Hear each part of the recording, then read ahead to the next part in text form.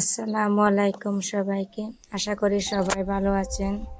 আমি আল্লাহর রহমতে আপনাদের দোয়ায় ভালো আছি। বরাবরের মতো সকালটা শুরু হয়েছে সেই ফজরের আজানের পর থেকে। সারাদিনের ব্যস্ততা, একটা গৃহিণী মানেই তো সারা দিন রাত পরিশ্রম, এটা প্রত্যেকেরই হয়ে থাকে। আজকে আপনাদের মাঝে একটা শেয়ার করতে যাচ্ছি কিভাবে স্বামীর টাকা বাঁচানো যায়, এরকম কিছু টিপস যা প্রত্যেক গৃহিণীর প্রয়োজন।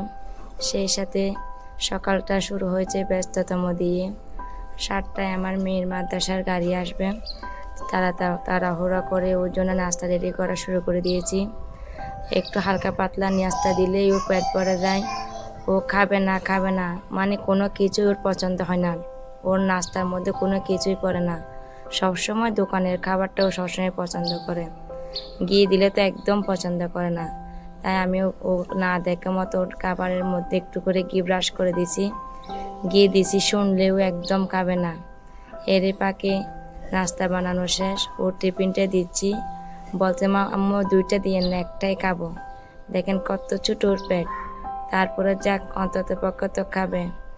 এর পাকে আমার নাস্তাটা শেষ করে তাড়াহুড়া করে রান্না বসিয়ে দিয়েছি, কারণ কোচিংয়ে যাবে মেয়েরা, ওখান থেকে এসে আবার স্কুলে যাবে। এই তাড়াহুড়ার মধ্যেই তাকে সারাটা দিন, কয়েকদিন ধরে অনেক অসুস্থ ছিলাম, তাই আপনাদের মাঝে কোনো কিছু শেয়ার করা হয় নাই। শাকগুলো আমি আমার ছাদ বাগান থেকে তুলে আনছিলাম, একটু ডাল দিয়ে আলু দিয়ে রান্না করলে মেয়েরা মজা করে খায়, আমারও ভালো লাগে। মিক্স শাকগুলো না অনেক মজা হয়। এর পাকে রান্না বসিয়ে দিয়েছি হালকা পাতলা করে, যা আপনাদের সাথে শেয়ার করা হয় নাই। সাথে পুদিনা পাতা, লেটুস পাতা, এগুলো আমার ছাদে বাগানে ছিল। আর কিছু ছোটো ছোটো বেগুন, এগুলো আপনারা কী নামে চিনেন আমি তো জানি না, এগুলোর ভর্তা করছিলাম। এগুলো শেষে আমার মেয়েদের খেলনা সারাটা দিন ছড়িয়ে থাকে, এটা না হয় এটা। এর মাঝে আমার একটা মেয়ের খুব ফেভারিট খেলনা ভেঙে ফেলছে, এটা থাকলে তো পুরাটা খেলনা বেকার হয়ে যাবে। তাই আপনাদের মাঝে শেয়ার করতেছি কিভাবে এটা আবার রিপেয়ারিং করলাম। তা ভালোভাবে বোঝা যাচ্ছে না, তারপরেও হয়তো আপনারা বুঝে নেবেন। মেয়েরা তো সবসময় একটা না একটা টেকনিক নিয়ে কাজ করতেই হয়। আমার মেয়ে আমাকে দুষ্টামি করে, বলে আম্মু আপনি এগুলো কোথায় থেকে শিখছেন? তো আমি ওকে হেসে বলি, আম্মু এগুলো তো আমি আগে থেকে কোনদিন শিখি নাই, এর জীবন চলার পথে এগুলো শিখে ফেলছি আর কি। আস্তে আস্তে সব শিখতে হয় মেয়েদের, এটা প্রত্যেক মেয়েদেরই হয়। আসলে সংসার করতে গেলে না কোনো সার্টিফিকেট লাগে না, এটা অটোমেটিকলি একটা সার্টিফিকেটে পরিণত হয়ে যায়। কত MA পাস, BA পাস করে তারপরেও সার্টিফিকেটগুলো কোনো সংসারে কাজে আসে না। সংসারে কাজে আসে সব হচ্ছে পরিবারের সব, এইসব দিয়ে কাজকর্ম, যে যত বেশি কাজকর্ম করতে পারে, ভালো ব্যবহার করতে পারে, এগুলো নিয়ে হচ্ছে মেয়েদের সার্টিফিকেট। সংসারে যতই ভালো কিছু করুক না কেন, দিন শেষে ওর সব কিছুতে মানে একটা না একটা ওর দোষ থেকেই থাকে। এর পাকে আপনাদের মাঝে আরেকটা জিনিস শেয়ার করতে চাচ্ছি। এটা হচ্ছে আমার খাটের উপরে একটা ব্যাগ, তা খাট থেকে একটু বড় হয়ে গেছে। এটা অনেক দিন ধরে আমি মানে কীভাবে এটা ঠিক করব মাথার গোলপাক খাচ্ছিল। শেষে আবার মাথায় চিন্তা করতেছি আমি ঠিক করে ফেলি। খুঁটিনাটি একটু একটু তো মেয়েদের জানতে হয় অনেক কাজকর্ম, এগুলো না জানারও কিছু নাই, কষ্ট করতে হয় আর কি। আপনাদের মাঝে হয়তো শেয়ার করতে পারতেছি, এটাই অনেক আনন্দ। আসলে এগুলো কাজ কোনো দিন আমি শিখবো যে এটা আমার কল্পনাও ছিল না, তার মাঝে এগুলো শেখা হয়ে গেছে। বললাম না মেয়েদের অনেক কাজে শিখা লাগে সংসার করতে এসে, ওখানে কোনো কোনো ডিগ্রি লাগে না, এমনিতে সব ডিগ্রি হয়ে যায়। সংসারটাই না এরকম। তো এই কাজটা না করতে আমার অনেক কষ্ট হয়েছে, সেই সকাল থেকে দৌড়ছি বিকাল পর্যন্ত হয়ে গেছে। এর পাকে সব কাজ মানে এদিকে এদিকে ছড়িয়ে ছিটিয়ে আছে। এর পাকে রান্না বান্না শেষ করছি, একটু আধটু এগুলো করতেছি, আবার যাচ্ছি পাকে পাকে মেয়েদেরকে খাবার দিচ্ছি।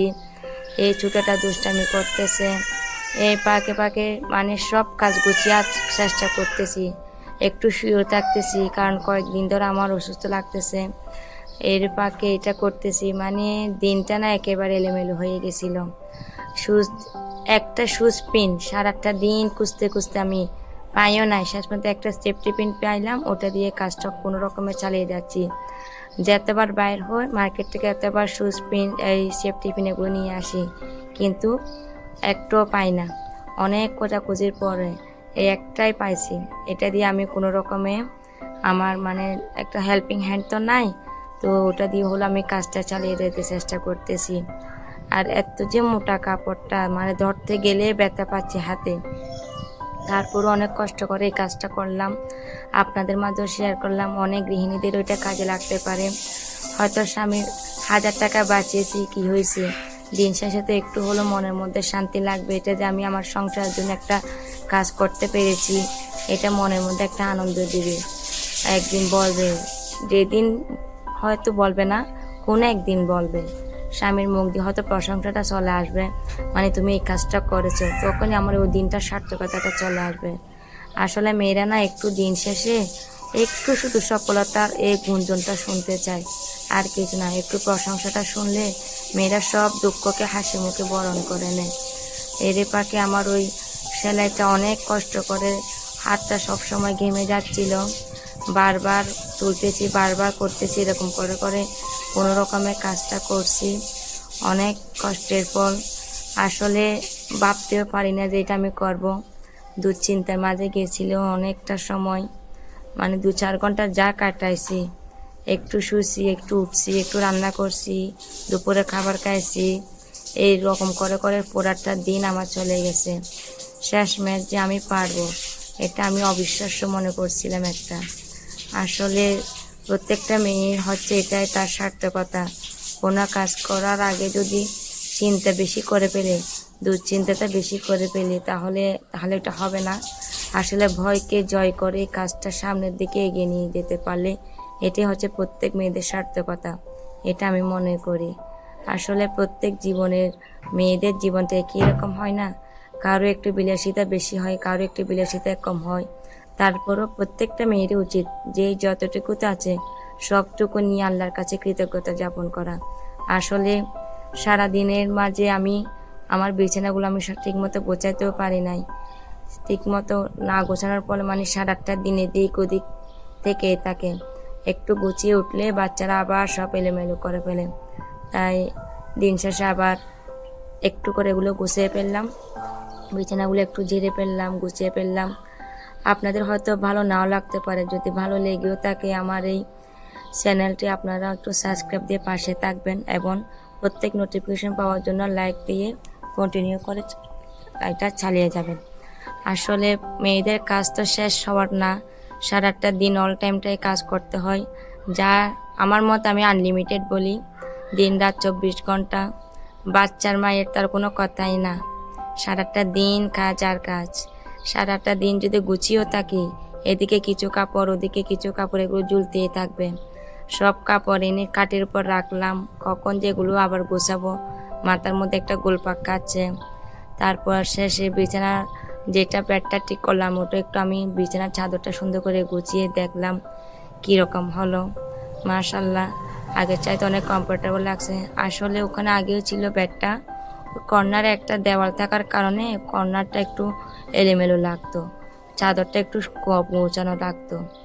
আসলে অনেক দিন পরে এটা করতে পেরে আমি অনেক মনে মনে খুশি লাগছে, মানে আমি যেটা করতে পারছি।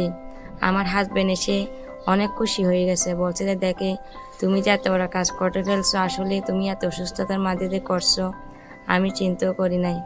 এটা যদি রিপেয়ারিং করতে দিতাম হয়তো এটা একবার নিয়ে যেতে হতো, আবার আনতে হতো। আসলে মেয়ে মানে এরকম, সবাই আমার জন্য দোয়া করবেন।